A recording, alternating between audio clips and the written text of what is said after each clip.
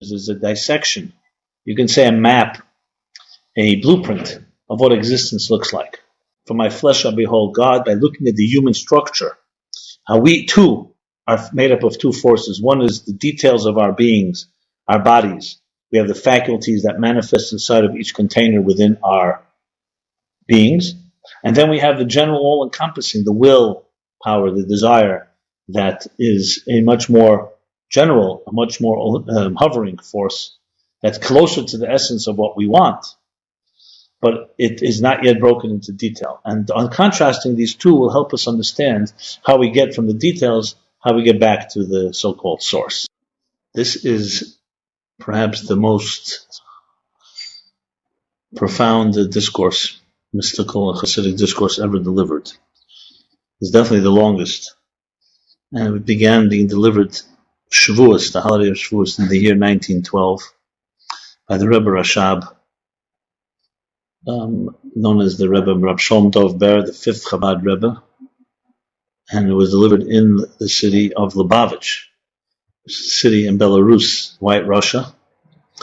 And the discourse began in 1912 and extends for 144 discourses. It's called a Hemshech, a series that extends for 144 individual discourses, one flow. And then there's a extra section called the part that was not said. So actually the way this was written in one long flow without any breaks. And then later, as it came each week after week, or each period after period, the Rebbe actually said a discourse where he added a beginning and an end, which connected it to the weekly chapter or the holiday, and then asked some questions on that particular chapter or holiday, and then said, to understand this, let's continue where we left off. So in writing, he was ahead of what he said, and after he spoke it, he would go back and add these beginnings and ends, and also edit the actual text itself. So it's a whole process of how this was developed, which we will we'll post it all on our website in detail. So it began on the Shavuos in 1912, and now we're in 2012. So we're celebrating the centennial. And what better way than studying this discourse from the beginning, which begins, as I said, B'shah Shekdimu. It's a Talmudic, a Medrashic statement that opens up the verse, that opens up the discourse, and with that begins the flow. Now, let me just say one overview of the entire discourse. It's a very profound discourse, very dense and very complicated, but it's always good to sum things up. I would say that the whole discourse of Ayin Beis comes to address one fundamental question: the interface between the divine and the mortal. Can we marry heaven and earth? Can these two entities, can those two realities of the finite and the infinite, of heaven and earth, of the spirit and matter, of the spiritual and the material, can they actually join and fuse as one? And of course the answer is yes. And Hemshech Ayin Beis, which we call the Hemshech, the series 72, is all about how. A detailed discussion and dissection of existence, and teaching us how we can connect these two seemingly disparate, seemingly dichotomous, seemingly diametrically opposed realities.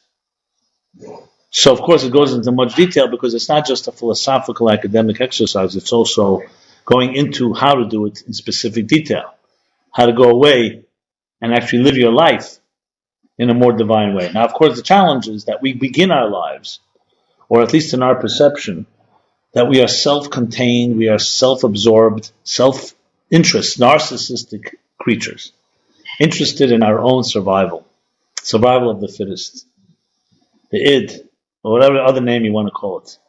How does you take in a self-absorbed ego, driven by its own interests, and turn it into something that becomes a force that channels the divine, something greater than itself? So obviously, there are many, many elements of this, which include finding within the yesh. Yesh is the Hebrew name for ego, self, sense of self, self-absorption, finding within it embedded elements that are beyond your own self-interest, divine elements. And of course, finding within divine elements that relate to this yesh, to relate to existence and to our sense of self as we know it. And that's where these two have to meet. So the process, of course, goes in two directions, from the divine to earth, and from earth back to the divine, from heaven to earth and from earth to heaven.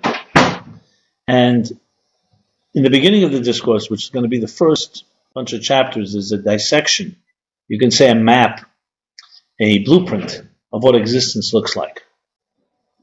And essentially what he's going to be saying, and what we're going to be learning now as we begin, after he goes through the introductions, is that the first step that connects one entity with another is what we call in Hebrew Retracing, will. So for me to connect with you, for me to connect to anything, to any object, I need to want it. Wanting is already a state that's outside of me, me, my essence self, because if I don't want it, and then I'm just self-contained again, self-absorbed. As soon as I want something, that will, Retracing, creates a channel. The channel is for me now to get it. Doesn't mean I have it yet, but it's the beginning of the first step. If there's no will, if the divine has no will to create existence, there's no connection between the divine and existence. So this will becomes an active force, an active cosmic force in existence that we will be analyzing, will be trying to capture. How do you get to that will? How do you understand that will? So if we want to connect to the divine, if I want to connect with another human being, I need to understand what are they made of? What do they want? What do they want of me? You can say it's understanding the purpose within it all. But purpose lies in a will and a desire. And that is what's going to be called in Kabbalistic terminology Kesser. Kesser, the crown. It is the first or the beginning of or the source of all the sefirot, which is the structure. So before you have a building, before you have an entity, you need to have a will to want that entity. And that will becomes the first bridge. That's the beginning of the beginning of the discourse discusses this will. But then he moves from the will, from this bridge, to the actual dissecting the structure itself. And that's going to be called pnimi, which means the pnimi is how something is, the details, the internalization and the details of a structure. The will, in other words, is what's called makif, is an all-encompassing, hovering, unifying force that just creates the initial connection between the source and what it desires. And then comes the next step, which is the detailed breakdown of what it actually implements and executes that which is desired. What he's going to do is compare it to the human being, which is a consistent way that Chassidus does this. For my flesh I behold God, by looking at the human structure, how we too are made up of two forces. One is the details of our beings, our bodies. We have the faculties that manifest inside of each container within our beings.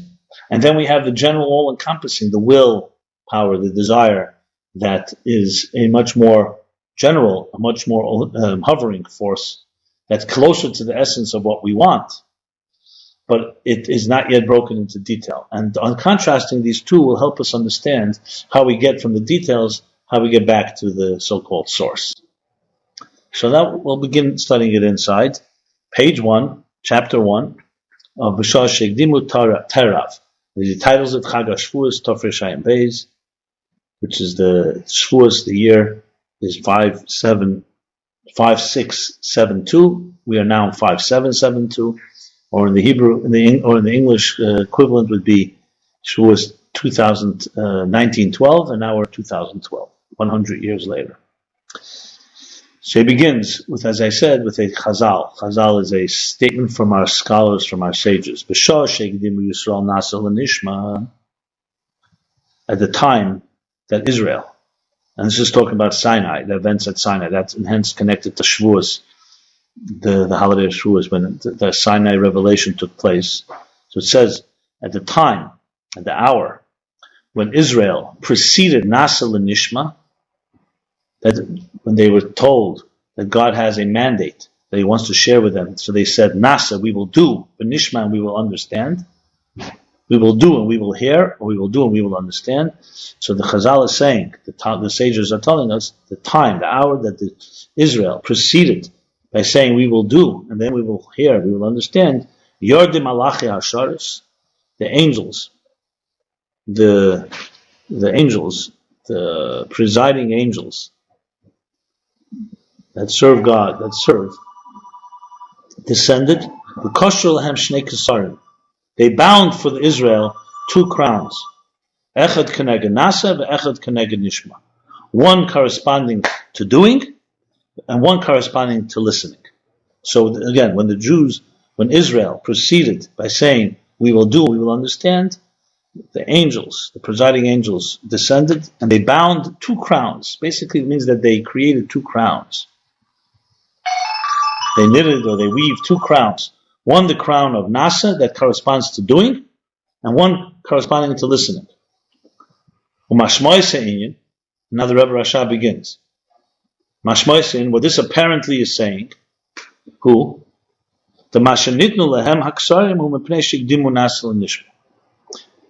That apparently what this is saying is that what they gave them, these 2 crowns, is because, in merit of the fact that they proceeded, I will do and then I will hear. I will do and then I will understand. Because that's the statement. It says, B'shosh shigdimu, when they proceeded acting to hearing, that's when they gave them these crowns. But now the Rebbe Rashab asks a question. Well,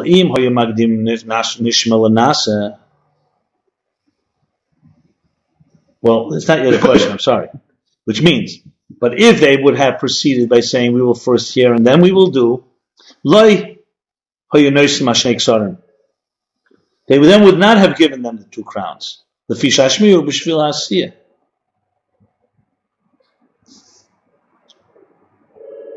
They would not have given them the 2 crowns because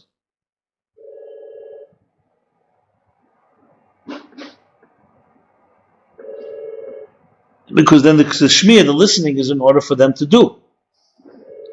What I think he's saying here is that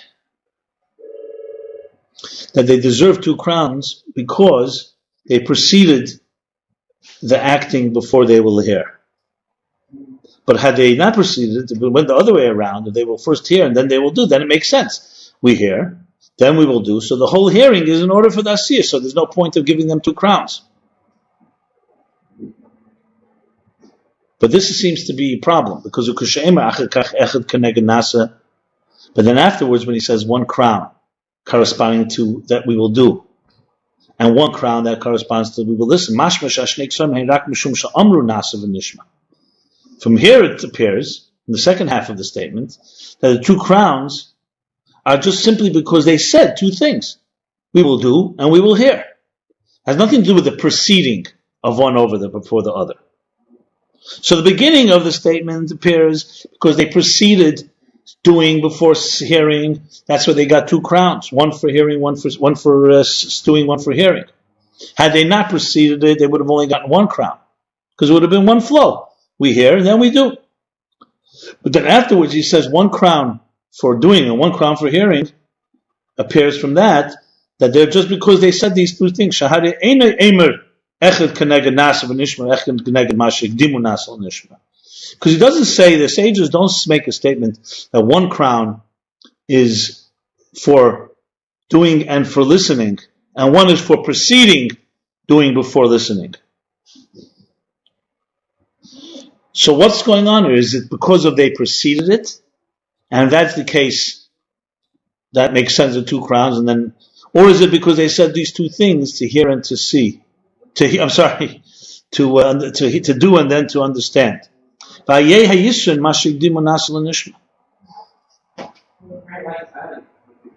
saying that 1 crown is for hearing and 1 crown is for doing, 1 crown is for doing and 1 crown is for hearing, it seems that has nothing to do with their preceding one before the other. So then, in that context, what is the advantage of them preceding one another? Why is the sages emphasize that? We also have to understand why the giving, the imparting of the crowns came from angels. Don't we find the times in the sages, in Medrash Rabbah Gedoshim, Seif Parsha Chav Daled, in the Medrash Rabbah, in the chapter Gedoshim, at the end of chapter 24.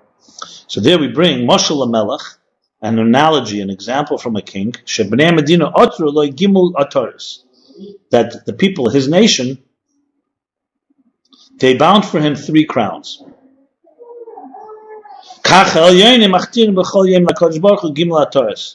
So like in this example, just like the people of a nation, the people of his nation, his subjects, bound for him 3 crowns, the same thing, it says Al Yonim, which means that the supernal creatures, the angels or whoever, Al Yonim, Machtirim, they crown every day God with 3 crowns. What are they? Shein Gimel Kedushas, they correspond to the 3 Kedushas. We say Kodesh, Kodesh, Kodesh, that you are sacred, sacred, sacred, that God is Kodesh, holy. These 3 levels of holiness correspond to 3 crowns. Notel Echad, then God took one of them. V'nosen Bereishe, took one of these crowns and placed it on his own head. V'shnayim nosen Bereish Banav, and 2 crowns he placed on the heads of his sons. So he's comparing this to this statement that we're reading here. So we see from this that the crowns, the giving of the crowns, the imparting of the crowns is from God himself. And here in our statement that we began with, it says, Here it says that the angels descended and bound for them these crowns. So why angels and not God himself, as in that other statement? But also there, in the statement from the Medrash Rabbah that I just read, it also says the Elyenim Machtirim, that Elyenim, those that are above, crown. So therefore there's also a language that is similar to here, the angels.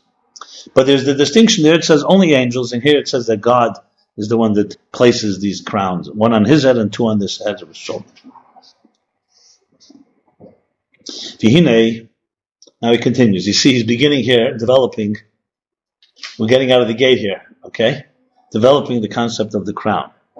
Which also is another very rich element that's all grounded. When you start reading, you're saying, like, what's the meaning of the crown? In these statements, you'll see how significant that is in the whole picture. So it's grounded in Talmudic and biblical statements, all these deeper ideas. And here, and now, in the mission of us, the Mishnah in the ethics of our fathers, Yisod says, Gimel Ksarim, there are 3 crowns. Another crown situation. Hein, Gimel Ksarim, 3 crowns. Kesser Torah, the crown of Torah. The Kesser Kuhana, the crown of priesthood. Kuhana, Kohan. The Kesser Malchus, the crown of kingship. And then the Kesser Shem Tov Oil Al Gabein. And the crown of the good name rises above them all. So we see here there are 3 crowns. The Kanoimer, and in our statement that we began, that the time when Israel proceeded doing overhearing, it says, it only says that they bound 2 crowns. So he's asking an additional question, 3 crowns, 2 crowns. We also have to understand what the Mishnah says. The Mishnah says there are 3 crowns. When he breaks it down, he actually counts 4 crowns. Im Kesser Shem Tov. Because he says 3 crowns, Kesser Torah, the crown of Torah, the crown of priesthood, the crown of kingship. And then he says, the Kesser Shem Tov, the crown of the good name, rises above them all. So bottom line is there are 4 crowns. Why does he not count the name, the crown of the good name, in the number of the crowns that he initially begins with? 3. He should have said, he should have said there are 4 crowns. And also another question, what is the meaning that it rises above them? That the crown of the good name rises, rises, is above, is superior to, above them all. She'ela rises above them. So we have a series of questions Good questions are always have the answer, as we know. And now, Kesser Torah, these three crowns of the Torah, crown of the Torah, the crown of the priesthood, crown of kingship, but derech klal in general, they are in the three pillars, the three paths. Let me just explain what Gimel Kavim means. Gimel Kavim are three paths. They usually refer to the structure of existence is made up of three. Similar to the human body, which is a microcosm of existence. The right side, the left side, and the center, the spine. What would a person be, God forbid, without a spine? There'd be no centrifugal point that creates balance. You see a table of 2 legs cannot stand. 3 legs are necessary in any structure. So the structure essentially minimum is 3 kavim, is right, left, and center. So he's saying that these 3, like we find in the Pirkei Avot, it says, are 3 pillars that the world stands. Torah, Avodah, service, and Gemilas Chasadim, good deeds. So you have the 3 pillars. So he's saying now these 3 crowns, generally speaking, correspond to these 3 pillars. The Kesser Kuna B'Kava Yamin, the crown of priesthood is on the right side. Right is usually chesed, not usually, is chesed, the right side, refers to giving. Kiyadua the kohen of b'chinas chesed, as it's known that a kohen, a priest, is the level of chesed, of kindness. Like it says, you are a priest forever. The kohen al b'chinas chesed, that refers to, that kohen refers to the level of chesed, of kindness, which is the right side. The ato b'chinas gilui, when you say the ato, kohen la'olam, you.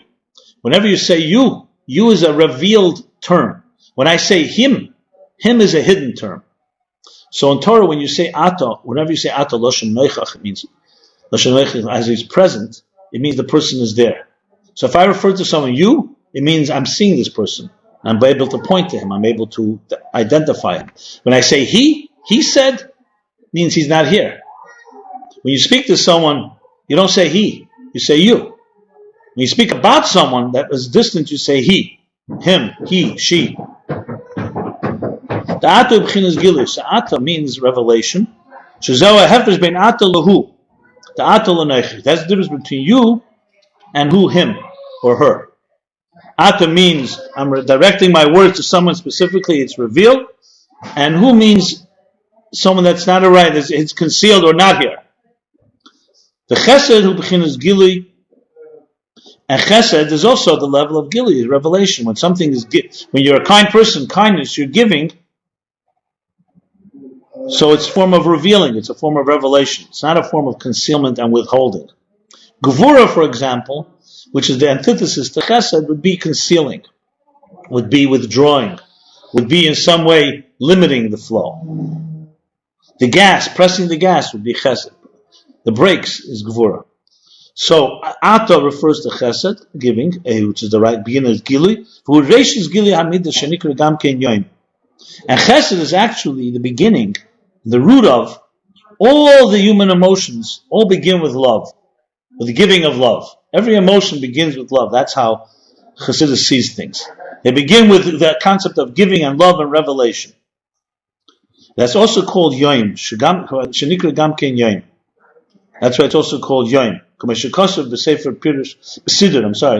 in the Siddur. The Siddur is the Siddur of the Mittler Rebbe, the second Chabad Rebbe, that's essentially based on the Siddur of the Alter Rebbe, the founder of Chabad. But Pirush Baruch Shamar, that's what he explains. Baruch Shamar, he says Baruch Shamar. So he basically is saying that the level of Yom, which is revelation, that's the level of Chesed, Yom. So therefore, Kohen refers to the right side, which is Chesed. The Kesser Malchus, who B'Kava Smoel. The crown of kingship is on the left side. The left side, which is Gvur. The Hari Malchus, Ikar Binyanu Ma Gvuras, because kingship, authority, leadership, its main structure, its main building, it's mainly built from, it's mainly comprised of Gvuras. Gvura is severity. Liyas de Savas Biyah, he's explaining it now more in the mystical terms and more in the cosmic terms, because the creation of Biyah, Bri, Yitzir, Asiya, the three worlds of Bri, Yitzir, Asiya. Remember, there are four worlds we will be discussing throughout. To remember, Hemshech Ayin Beis doesn't begin with introductions. He goes right into the subject matter.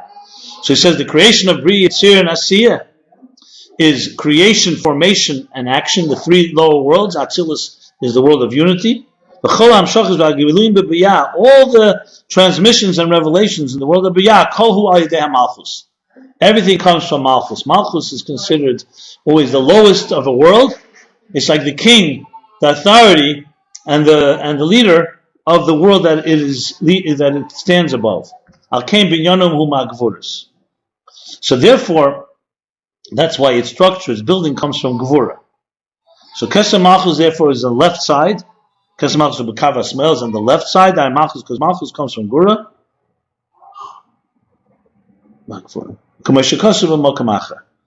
What he apparently is saying is because in order to create the worlds, you need to have Tzimtzum. You need to have concealment. You need to have direction. You need to have transmission. If it was just unbridled love, a flow, you wouldn't be able to create these worlds. So to create the worlds, to be an authority over these worlds, to rule them, you need the rule. You need the order. What's it called? The order of law. You need some order and law, Gvura.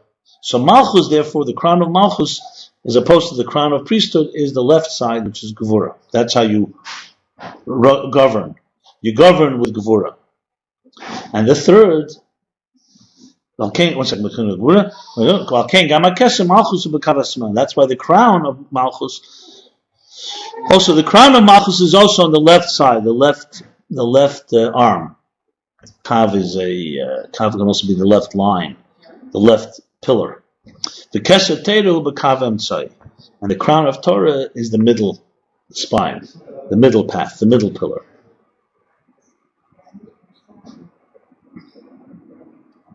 Ukanoida, v'hagimul dvarim Torah v'edi gemilas chasadim.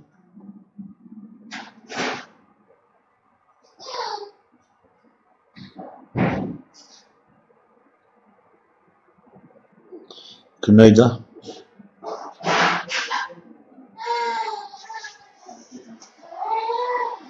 Like it's known in the three things, as I mentioned before, of Torah, Avod, and Gemilas Chasad. The end of the first chapter in Pirkei Avot says that three pillars, Al Shleisha Dvarim Ha'elam Kayim, Ha'elam Oimid, Al Shleisha Dvarim Ha'elam Ha'elam, three pillars the world stands, and that's Torah, as we said, Avoda, service, and Gemilas Chasadim, which is Chesed. So it's known about these three things, these three pillars, the Torah, B'Kav Emtzai. Torah is the middle path. The right path is Gemilas Chasadim, which is the Kesser of the, as we said, the Kesser of the crown of priesthood. The left side is Avodah, service. In this case, it was referring to the crown of Avodah, the crown of the kingship, which is from Gvur. Well, okay. So now he's established that the three crowns are the three pillars, or the three right, left, and center. Well, and now he's going to go into understanding what Kesser is. In order to understand all of this, to understand all this and answer all these questions, we have to first understand what is this level called Kesser in general. What is it? To talk about crowns, what is a crown? What is meaning? What's its symbolism? What's its significance? And he begins now, he's going to explain, quoting the Pardes. The Pardes is from Ramosha Cordovero, a 16th century Kabbalist, a peer of the Arizal. They both lived in the Tzfat, northern Israel. So Ramosha Cordovero, his classic magnum opus was called the Pardes. So he's going to bring from the Pardes, which is made up of many sections, the Shar HaErchim, or Shar HaKinuyim rather, Shari Kinuyim, which is the gate of, names, or Kinuyim are descriptions. So the Pardes brings, the Hine Isir Pardes Shar HaKinuyim Erech Kesser, that in Pardes and Shari Kinuyim, in the passage on Kesser, Bezel Sheni, and he's actually quoting him, he's citing him, Bezel Sheni. This is his language, Bezel Sheni, this is his words. Quote, Yesh Shepirish Meloshin Hamtana. There are those that interpret Kesser, crown, from the word Hamtana. Hamtana means to pause, to wait. Kumei Kesser li zoyer. Malashon Hamtana, to wait. Pause, the type of Kesser li zoyer. Wait for me a bit. Vakavana, what is the meaning behind that? This is all part of this. This is all the language of the part. Vakavana, the meaning of Vakavana, the intention. Al tachshav b'mokem hazeh klal. Kesser li zoyer. Don't think.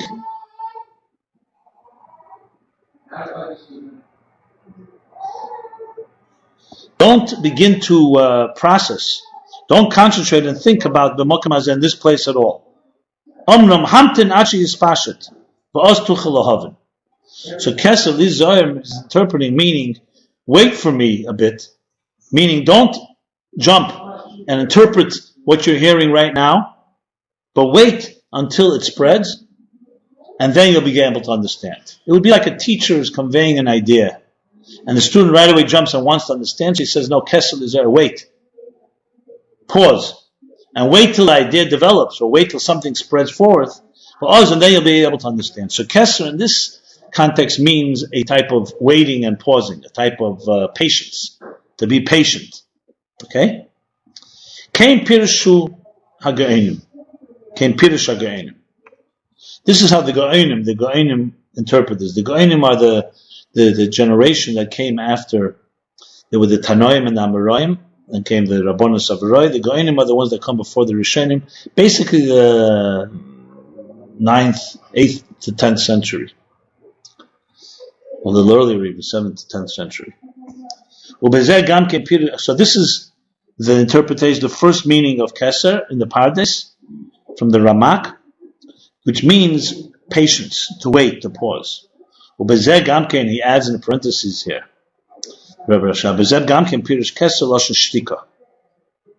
and this also includes, and this also, the interpretation of Kesser from the word shtika, silence. The hainu hamtin losh li v'doim v'lahagi dover, which means hamtin li, wait, v'doim, and be quiet before saying anything. Doim, silent, don't say anything. Shtika the hainu hamtin, wait, patiently, wait for me, v'doim, and be silent from saying anything. So very similar, it's like somewhat of a postulate from the idea of patience. Okay? So, v'inyan hashtika b'zehu, what does the silent element add to this? The shtika, the silence, is emphasizing because it's beyond understanding and comprehension. So that's why it's telling you, don't yet try to comprehend or understand, because it's beyond comprehension and understanding. Meaning that Kesser, in other words, referring to a level that's higher than understanding and which means referring higher than structure, so to speak. Like it's similar to what it says in the book of Formation, Sefer Yetzirah. Some say it was composed by Abraham. It's maybe the earliest, or if not the earliest, Kabbalistic text. Blum picham ledaber. Close your eyes, your mouth from speaking. V'lipcha milahar, and your heart from thinking. Silence your lips from speaking, and your heart from thinking.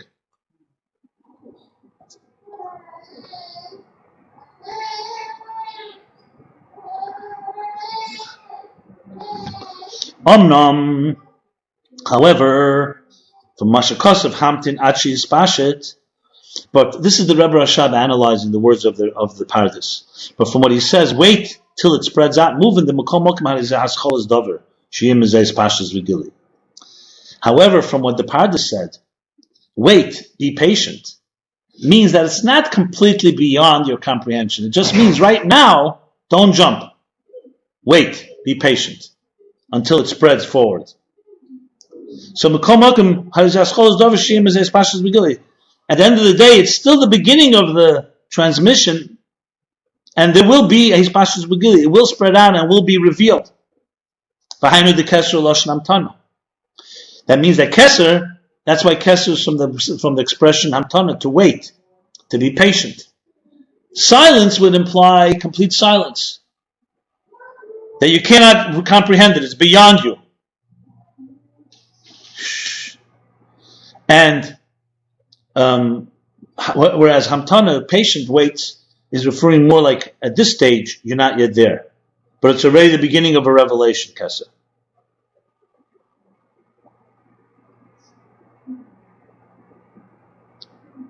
Okay. Well, b'hamtana yesh beis inyanim. And now the Rebbe of Chabad adds, on hamtana, in patience, there are two things.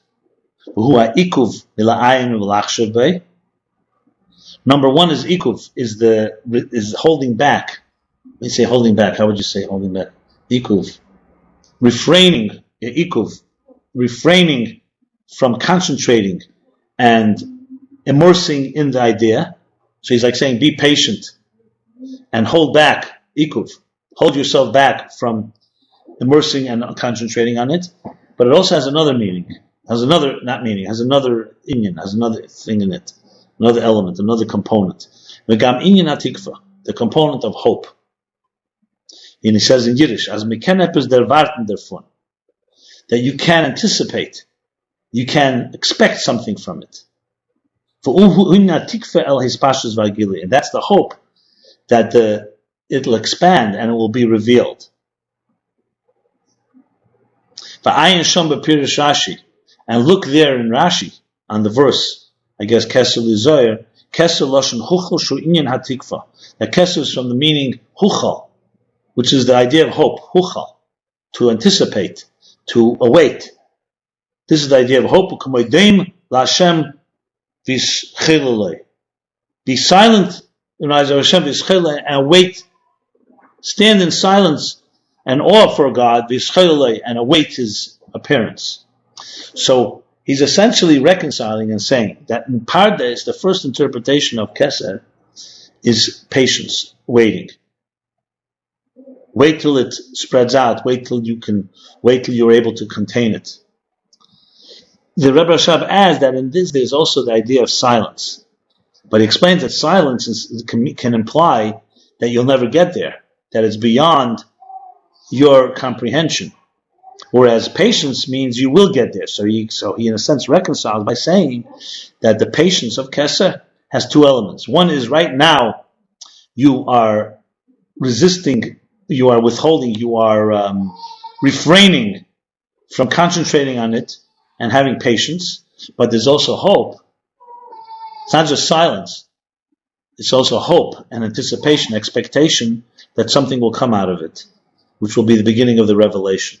So Kesser has both these elements. It's before revelation, but it's the beginning of revelation and the hope of the revelation. Okay? How's it going there? Good. Very good. The Yesha Pirush, now he continues the language of the Pardes. And then there are those that interpret Kesser kemashmoi.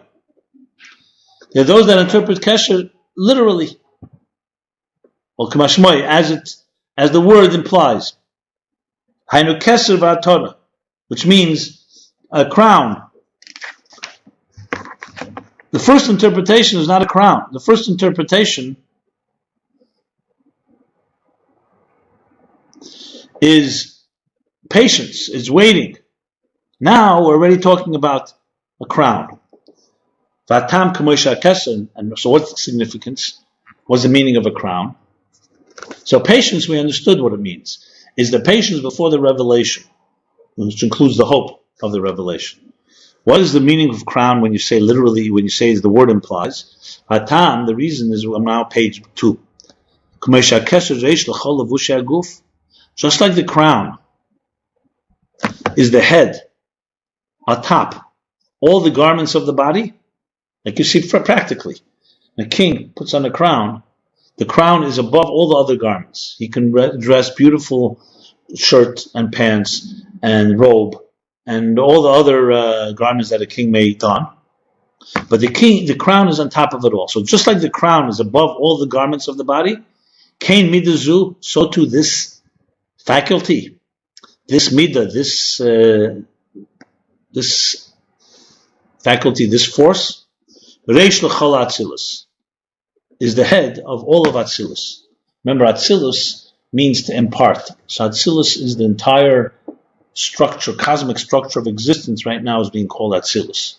Not the whole Seder Shtalshus, the whole cosmic order, but is the main world that reflects the divine image, the divine picture of existence, snapshot. So Kesser, therefore, in a sense, is like a metaphor. Just like the crown is on top of the head and on top of all the garments of the body, so too Kesser refers to the midah, the faculty, the force that is the head of all of Atzilus. Here the Rebbe of Chabad adds in a parenthesis explaining v'nirda hakavon,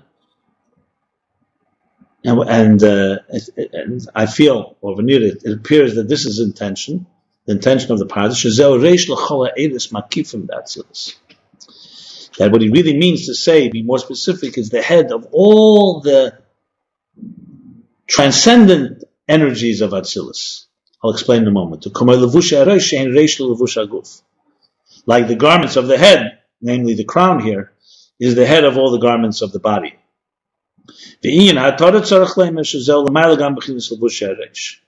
So you can put many garments on your head. You can have a garment, you can have they used to have what was it called, that sits, like a smaller crown that went on the forehead. You can have earrings, you can have other garments, but the crown is the garment above all the garments, that it's higher even than the garment on the head. What he's adding is basically his important point, which is going to come about but later, is that there's really two things in Atzilus. One is called Eris Pnimim and one is called Eris Makifim. The difference is, Eris Pnimi in Hebrew, Pnimi means internal, integrated. There's energy that is internalized and integrated in each of our faculties, let's say in the human being. And Atzilus, that refers to the internalized faculties like Chachma, Bina, Chesed, Gvura, Tiferes, and so on. And Eris Makifim refer to the things that are not internalized, but they're more outside of you. We'll call them permeating energy is in Eris Pnimim. They enter, they permeate, and transcendent, meaning that they really remain above. So as we said, Kesser, we'll soon learn, is the willpower. It doesn't have a particular place it rests inside the human entity. It's all-encompassing. It's called makif. It surrounds. Surround doesn't mean physically surround. Surrounds means it's above any defined structure, but it's still part of and the beginning of it all. So he's basically saying when the Pardes says that the crown is like the garments on top of all the other ones, that's the head of not just of it's not talking about the lights, the internal energies, but well, it doesn't say not, but saying that is the Reish, is the head of all the all-encompassing, the transcendent makifim of Atzilus. Because a garment, when you wear a garment is more of a makif. A garment doesn't enter internalized inside the human being. It's not like food that you eat and digest. It's a garment that surrounds your body. And the Kesser is the highest of all garments. So it's the makif, is the Reish of all the makifim. Then he continues, a third interpretation in Kesser. The Pardes continues now. And a third interpretation, V'yeshe Pirush Kesser, Maloshe Machtir es HaTzadik. The Pirush Kesser means, Machtir, surrounding. Like when you say Machtir es HaTzadik, to surround the Tzadik. V'akavona, and the Kavona, and this is Loshen Sivuv L'chol HaTzilus B'teiche. Kesser surrounds, Loshen Sivuv, surrounds all of Atzilus that's within it. It's like a circle that surrounds, an encircling type of experience. V'nikra kain, and it's called this way, Lirmoiz al Tarach Hamudei Er, and it's called this way because it hints to, it symbolizes the 660 pillars of light, because remember, Kesser in Hebrew is made up of 3 letters. And Hebrew, the letters all have numbers, numerical symbolism, numerical equivalence. So Tarach, Kesser, is Chaf, is 20, Taf is 400, and Reish is 200. So that's 620. Or, if you reverse the order, Kesser is Taf, Reish, Chaf, Taf, Reish, Chaf is Kesser, refers to 620 pillars of light that radiate from it, from Kesser, that is, Ubatzmuse, and are within its essence. And they are the concealed powers that shefim, that transmit the concealed energy into the imparted forces below. So basically, if you think of Atzilus as being made up of the spheres are the Natzolim, Chachma, Bina, so on, Chesed, Gvura, Tiferes, all the way through Malchus. Kesser is a crown, and this is not crown here, it's more like a circle that surrounds them all, because this is referring to 620 pillars of light that are concealed, but from which flow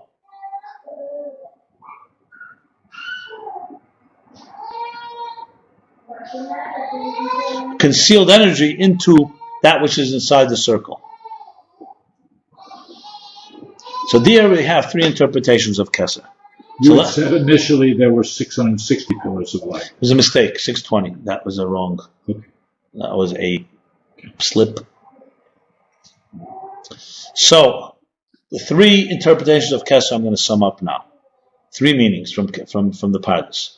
One from the word hamtana, patience, to wait for the revelation to emerge and appear. And he explained in that there are two elements. There's the silence of it, which is immediate waiting, and there's the hope that the revelation will come. So it's already the beginning of the revelation, the beginning of a process that will spread outward. The second interpretation of Kesser is, as the word implies, crown, and it's above the entire Atzilus, above all the makifim, all the transcendent energies. And the third interpretation is surrounding. From the word surrounding, it surrounds it all. And it refers to the 620 pillars of light that are concealed or unconscious, that radiate in a concealed way into what is inside the circle, which is the Netzalim, the imparted sefirot that are within. Okay, this is the beginning of understanding what Kesser, what is Kesser, what is the crown. Now he's going to explain it in what we call Hasidus Chabad, how we understand it with a little comment, with a little sense. Because these are words, we're beginning to sense there's something here. Kesser is a form of transmission, different types of transmissions, the beginning, the head, the circle, and so on. And he's going to explain now what this is. And the inyan in this is, it's known that the level of Kesser B'chlal in general, Kesser is, what does it mean in so-called, in terms that we can relate to? It's the level of Rotzen, of will, desire. Desire, I don't mean here necessarily pleasure, I mean that someone wants something. So it's the first step outside of your essence to want something, as he's going to explain. When you say Kesser Datzilis, the crown of Atzilus, in whatever interpretation, it means it means the will of the Creator or of the Source to impart the world of Atzilus. That's what Kesser of Atzilus is. The Chen Kesser de Bria, and the same thing when you say the crown, the Kesser of Bria, the world of Bria, who Harotzen Livra Elam Abria, is the will to create the world of Bria, of creation. The Hein B'chinas Aksarim HaProtim. These are what we call the individual, the specific crowns for each world. So there's Kesser of Atzilus, Kesser of Bria, Kesser of Yetzirah, Kesser of Asiyah. So essentially the code word in Kabbalah for the word will is when you say someone wills something, you're saying is the Kesser of the thing you're willing. That's the individual crowns. B'chinas Ak. Now he's going to speak in a broader sense. He's broadening it out. B'chinas Ak.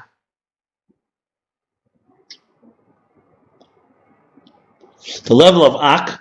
So he's introducing a new world now. We spoke about Atzilus, now we're speaking about Odom Kadmon. Ak is an acronym for Odom Kadmon, which means the primordial man, or manifest as it is in the first man, Adam and Eve. So B'chinas Ak refers to that after the Tzimtzum, after the great dark cosmic black hole that concealed the infinite divine light, the Ein Sof, Ein Sof, a space allowed for now, we're going to allow for an independent existence to emerge. Ak is the first universe, the first world. When we say world, it means the first entity, which really, even more than Atzilus, is the map. You can say it is the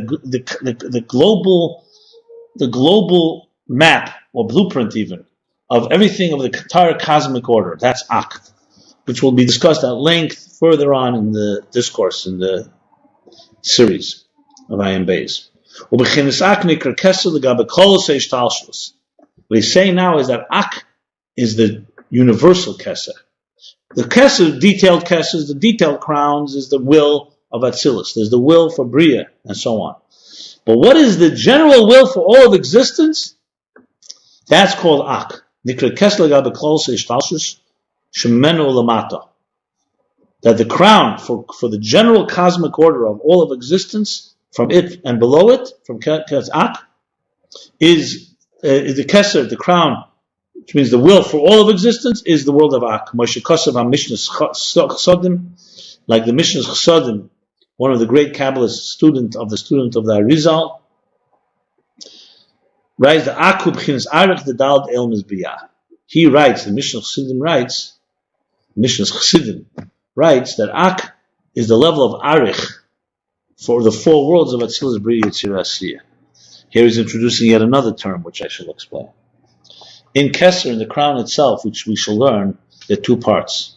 There's Atik, which means removed from, and Arich, which means the long face.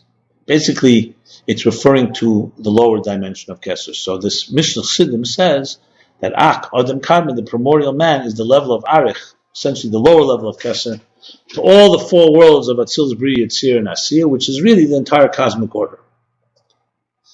And now he's going to explain. And on this level of Ak, what it says in the Zohar. The Zohar is the classic text from Rav Shimon Bar Yochai, classic mystical text of Kabbalah.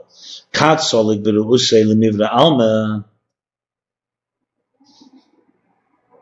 when it arose in his will to create the worlds, what is that referring to? That when it arose in his will to create the world, remember, will is to create.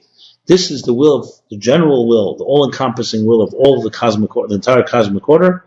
This is referring to the will and machshava gduma, and the primordial thought of Adam Kadmon.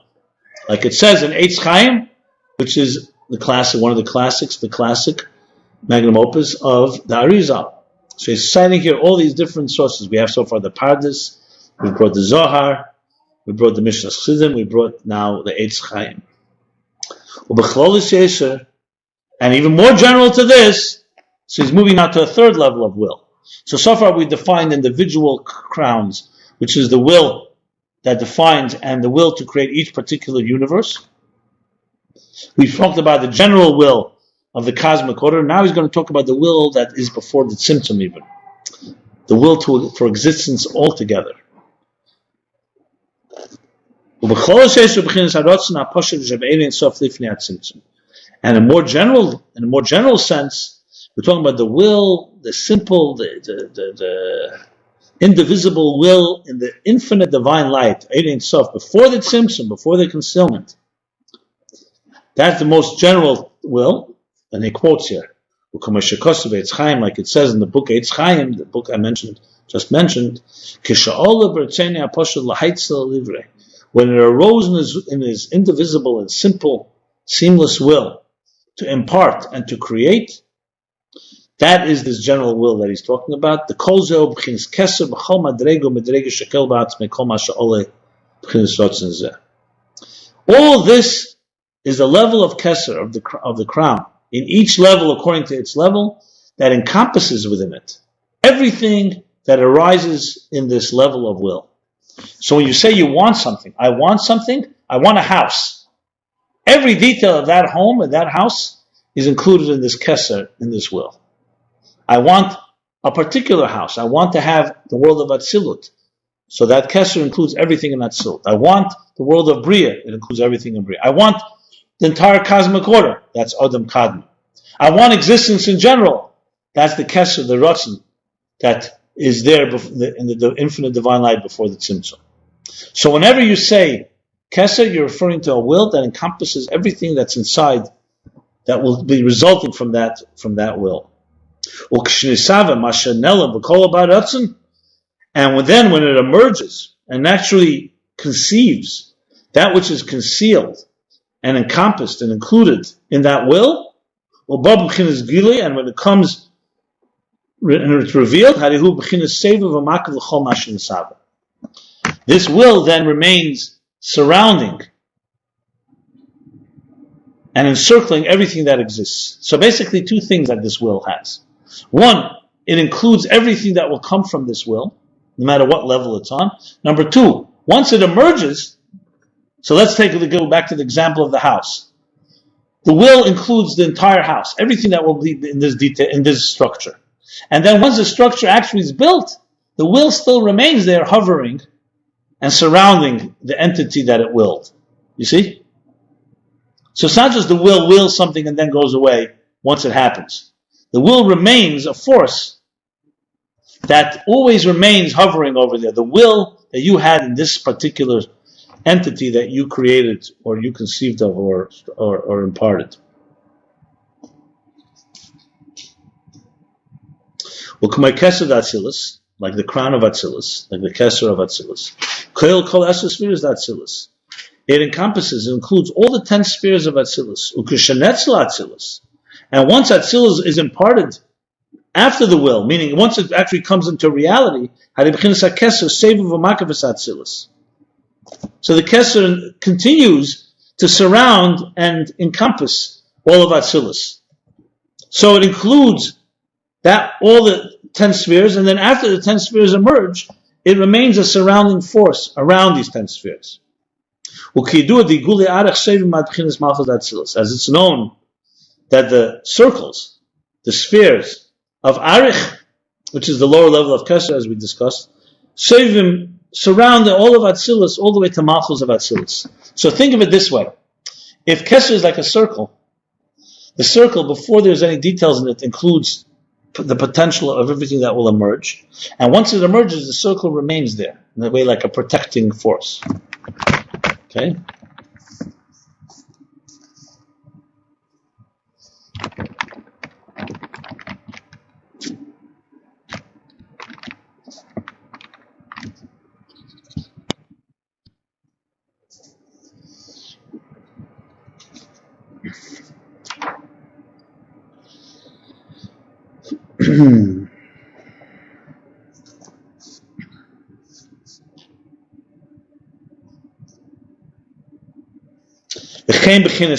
Now he's going back. The same thing with Adam Kadman, which we said is the will for the entire cosmic order.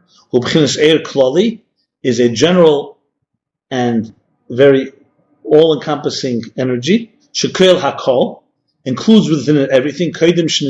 Even before it was created. And after the worlds are created, it remains surrounding them. The circles of Ak reach all the way to the bottom of the world of Asiya. So all the worlds, Atzilus, Bri, Yitzir, Asiya, have this circle around them.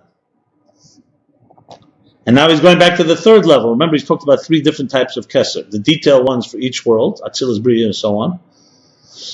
The one Kesser of Ak, the Ak that's Kesser of all of cosmic order. And now, the Chenu Gamba, Rotzna Poshet, Shalifni Atzimtzum, the same is with the general will. Is there a name for that? No, it's just called Ratzon HaPoshet, which is the indivisible HaPoshet. The indivisible will. So before the Tzimtzum, before the concealment, because you're talking about a will that's not yet really shaped, so it's like in a very amorphous state. It's like very deep inside the essence. Before this, also includes everything that will come into existence in it. And after it comes into existence, it surrounds it. A new level is emerging, is being defined now, identified. This is called the Great Circle. the great sphere. Igul Hagadol. This is important, all these words. Shalifne Hakav. This is the big circle. And when you look at those images that we've discussed, where you have, the circle, each world has a circle, Ak has a bigger circle, and this is the circle that Tzimtzum, when God concealed the light, remains a type of like a hole in the bagel. Is the big circle. This is called the great circle, the great sphere that precedes the kav. It precedes the ray of light, the thin thread and ray of life. And shesevu makiv kol ishtalshlus. This surrounds and encircles all of ishtalshlus, the entire cosmic order. Shema kav, everything that comes from the kav, from that narrow thread of light. And all the circles, all are rooted in the big circle. So it's like this. There's the big circle. Within it is all of existence. Within it are other smaller circles. Each circle deals with it. The Ak deals with the circle of the cosmic order. Atzilus deals with the circle of Atzilus. Bria. But each one has the two components, he's saying. It includes everything before it emerges within it. It's in the will. And then it remains hovering afterwards. And this is critical because we're talking about retracing the steps, the interface, because you want to go back through that will. So it's important that the will remain there. It didn't disappear. That's why you need to reconnect to it. You can reconnect it.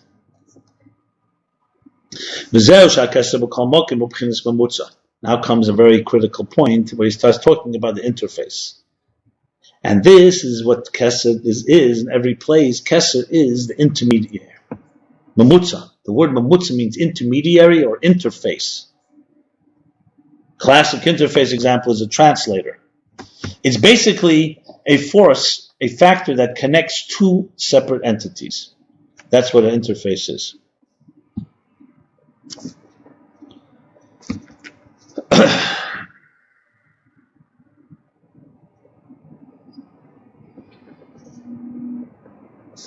So this is what Kesser is in every place is called the interface. Mamutza. Remember that word. So yeah. Mamutza.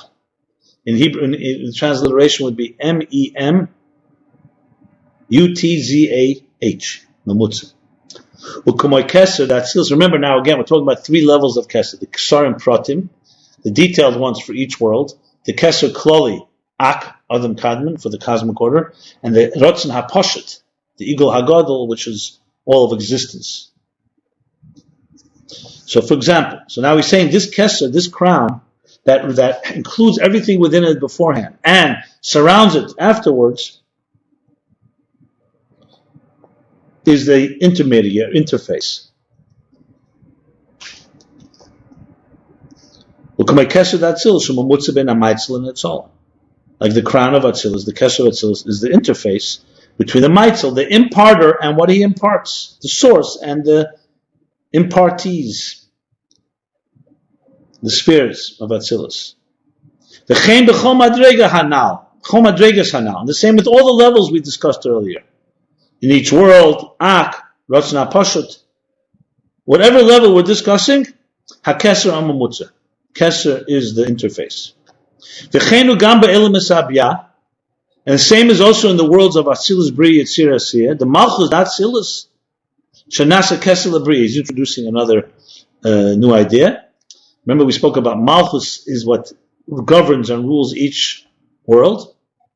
So the Malchus of the higher world becomes the Kesser, the crown for the next world.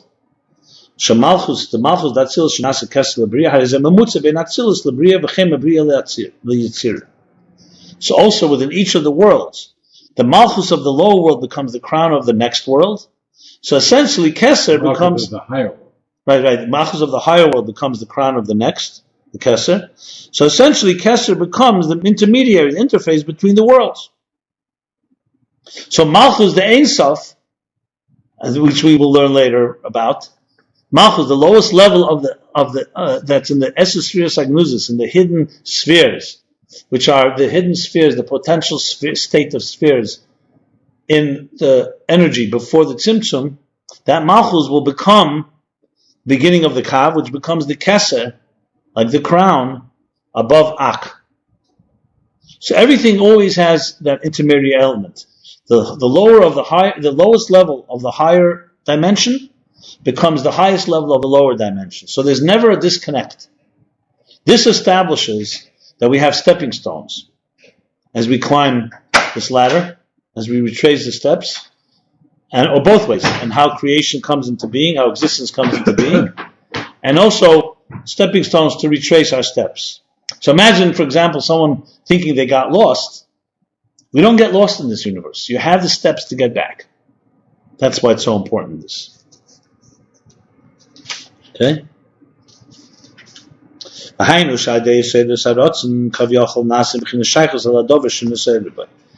he's explaining how Kesser, which is now Retracing. We said Kesser is Retracing, will, desire. So he's explaining how does it create this interface.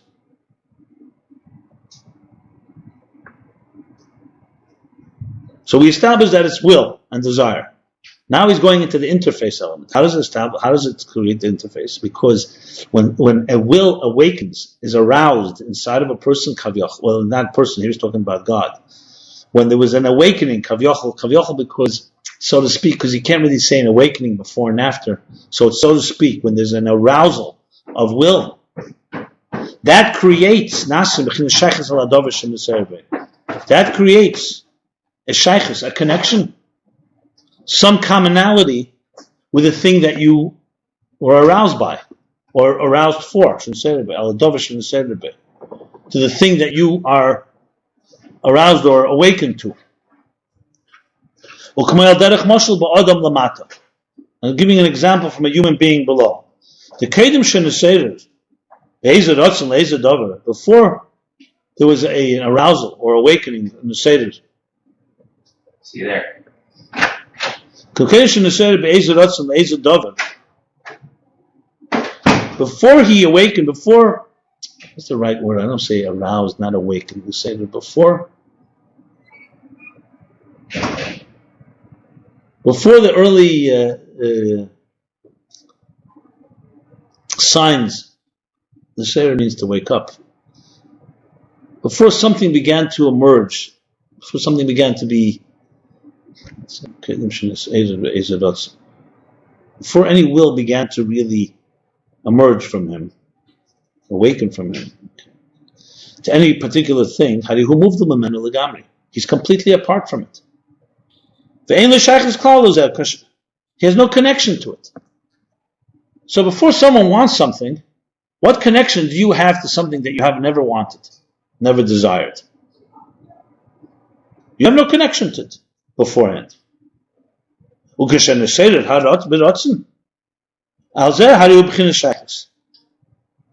And when a will to it is awakened, something inside of you begins to rumble, begins to, what's the word for it? Begins to desire. Resonate. Not resonate. It's like the beginnings of something. It begins to be born. So it begins to stir.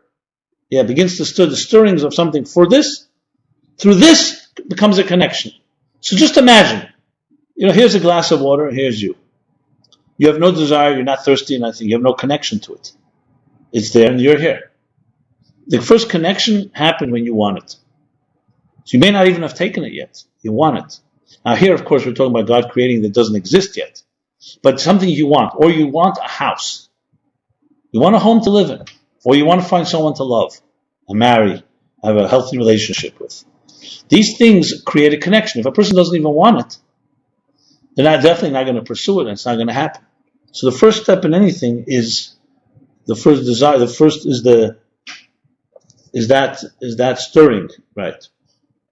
Now he's explaining, as it's known, the Retracing in Hebrew, the word for will. Interesting. See, we say will, it doesn't contain necessarily this meaning, but Retracing in Hebrew, hu lashon merutza. Merutza means being drawn to something or being happy with something. You say merutza, one's satisfied, but here it means being drawn. He says, it's the leaning and being drawn to something. Retracing comes from the word merutza. So let's think of it this way: you're here, and just self-contained and so on. Will means that something is like beginning to draw you. It's like almost like gravitational pull. It's a pull. Merutza means that you're running toward it. You are drawn, attracted to it. Vuin ha'atiyah. Hatiyah means a leaning, drawn to it. Shenimshech le'ezeh davar, being drawn to any particular thing. Before there's stirrings, before there's a stirring of any will, it's generally separate from it. Havdalah. He's then elevated and concealed within himself. You're self-contained at that point. You don't want any. You don't want anything. You don't need anything. So it's completely within yourself.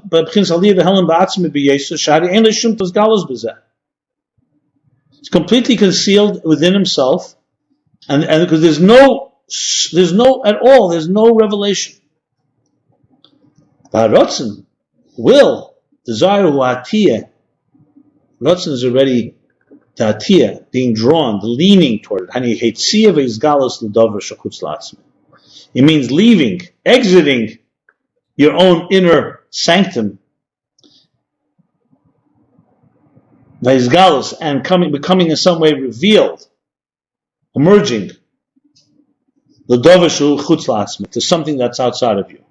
So if you think about it this way, if a person didn't have will, okay, they would be forever a self-contained castle. I'm not saying we as humans it's possible to be that way, but if you didn't have any willpower, no will to wake up, no will to go out, no will to do anything, you would just be locked inside your own fortress, and that's that, concealed, and none of you would be revealed. But when you're drawn to something, it awakens and stirs something inside of you. So Retracing begins the first step of going outside of yourself to get something that you desire that's outside of you. This is the example from the human being. Now he's going to apply it to above.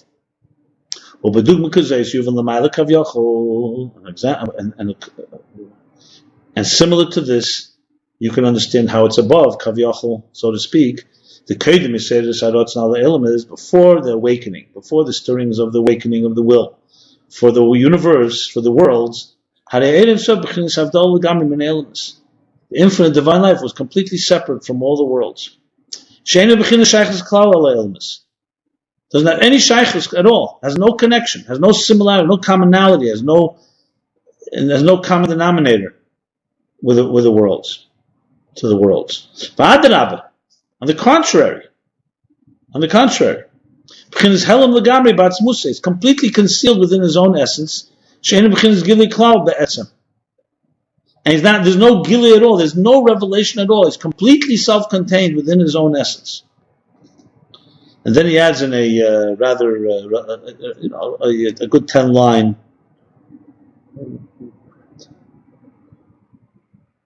if you more 15-line parentheses. So we're going now into parentheses. It's like a tangent. It's not a tangent, but it's an elaboration within this. So what we made the statement was that before there's an awakening of any will, there's no connection between the essential divine, infinite light and the worlds. Well, there's no worlds. Yeah, but there's also not only no worlds, there's not even interest in worlds. He's not relating to them. As I said, it's like before you even wanted a cup of water. There are no worlds, but it's more than no worlds. The question is their relation. There could be no worlds, but it could be that he envisions them, or they some way have some connection to him. You could, for example, not have a house, but you want a house. But this quotation, when it arose in his will to create the worlds, you're now talking about something before it even arose in his will. So there's no worlds. There's not only no worlds, there's no concept of worlds. Right. We're talking about no worlds. That's obvious. Right. But even we're talking about without a will, there's no connection even to the concept of worlds. So before you can will wanting to have a home, and you just don't have the home actually. Here we're not even talking. There's no connection. There's no interest. And therefore, there's no being drawn to building a home. Now he's saying like this. On the contrary, he's all concealed within his own essence. Everything is self-contained there. And that's that. And this is even more so than humans. Humans we need things. The divine doesn't need anything. So it's even more so. So now he's adding the parentheses, and we say that in his essence, everything is concealed and there's nothing revealed. He says, Gam lo b'chinas gila la'atzmei kavyachol. You can say, you know what, it's not revealed to anyone outside of him, hypothetically. But he himself has already in his mind, in his heart, some desire. So he's saying, no, we're at a point where even within himself, even to himself, even to his own thoughts, because, in other words, let me put it this way. In a human being, let's just there's a state where you don't even have a desire for a home. But then there's a state you start thinking, I want to build a home. But only you know. You don't tell anyone. Then you tell someone. So that makes it even more connected. And then you actually go build it. He's saying here is that in the divine essence, the divine light before the tzimtzum, before it arose in his will, not only is it not revealed outside of him, but even in his own mind, he also doesn't have any connection to it. Because if he did, that's already a connection. Because even when you're thinking, when something starts the stirrings of an awakening within yourself, it also has some, it has some object of the desire.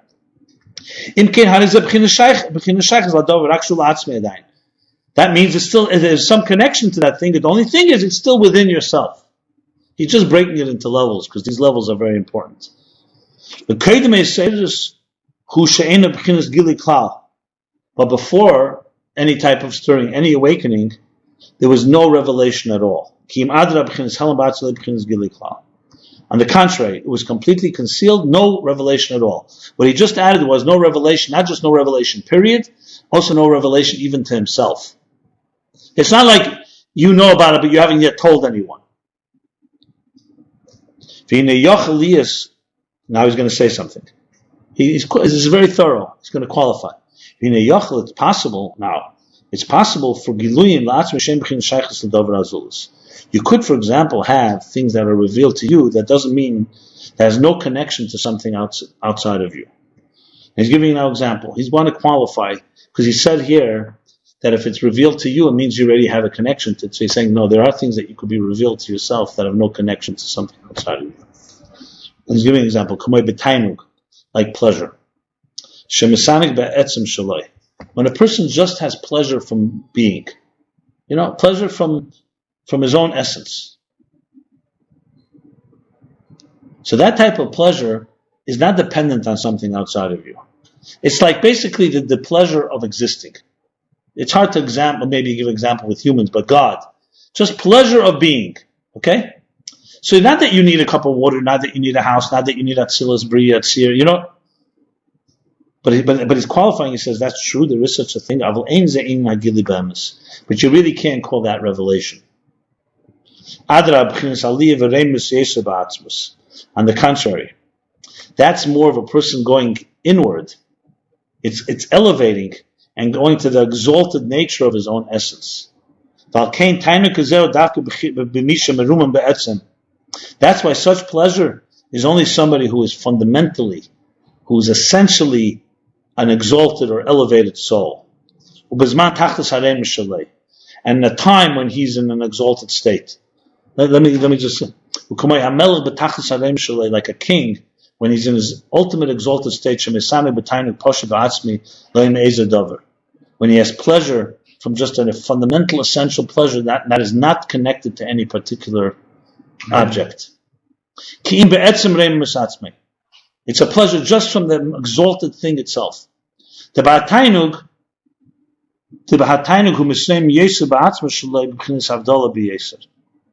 When he has such pleasure, the truth is, from this exalted state, he elevates to a place that's even more separate from everyone else. So not only does it not connect him to anything, it actually brings him the other direction, where he's going even more inward.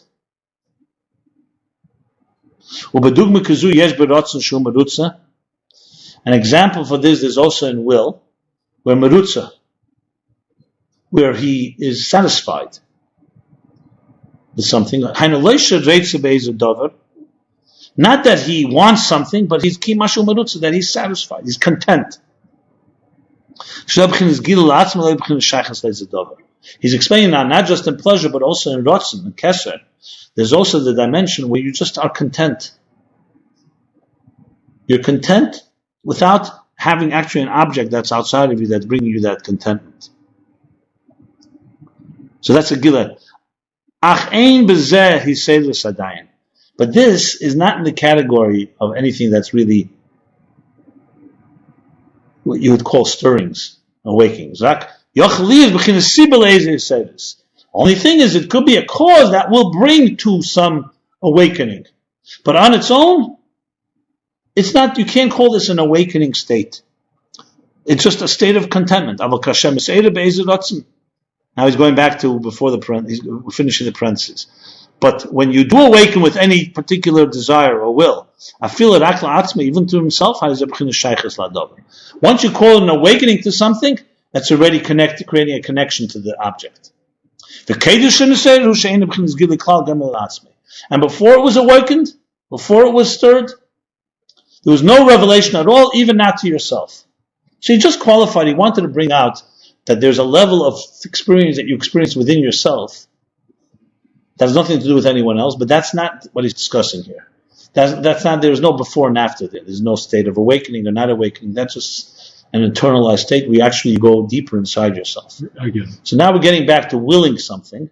So the willing, the first stirrings, before the stirrings, there's no connection at all. So therefore there's no interface. That's why Retracing and Kesser are so vital, because that's going to be okay. That's going to be the connection to what you want. We're almost done in the first chapter. And when it arose in his will, we're after the parentheses. Now,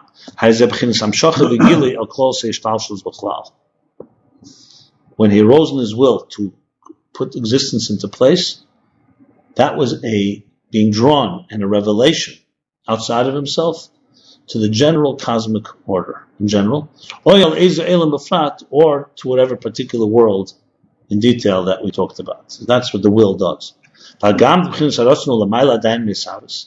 And though this will is still before its actual creation, it's just willing it, like I mentioned, you don't have it yet. Yeah.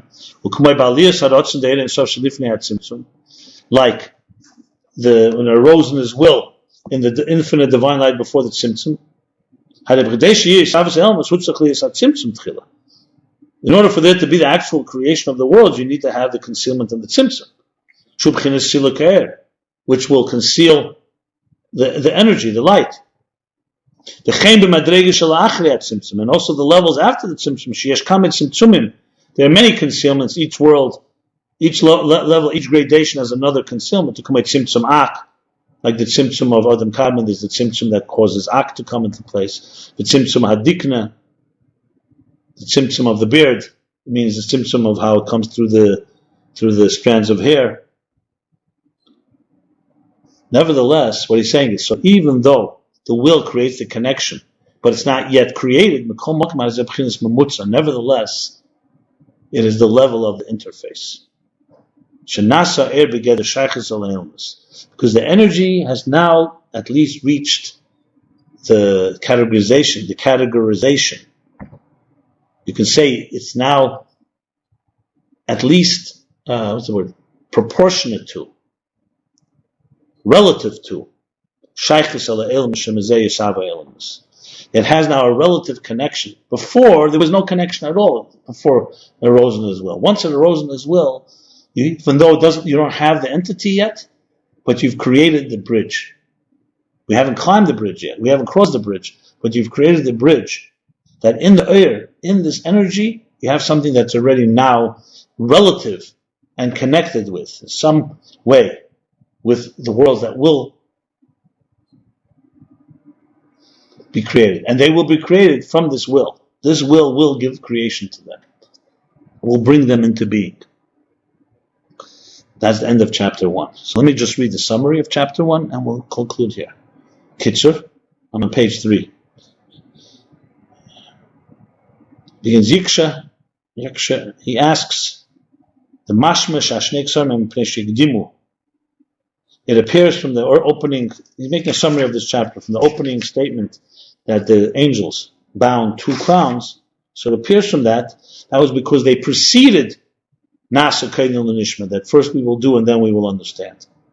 But then afterwards, afterwards he says one is corresponds to the doing and one to the listening, which seems to be, and in the beginning and end seem to focus on 2 different reasons that they got the crowns. Is it the preceding, or is it because they said 2 different things? To do and to hear. But Medrash says, Medrash Rabbi Kadoshim, as he said, that God places 2 crowns on the head of his sons. And here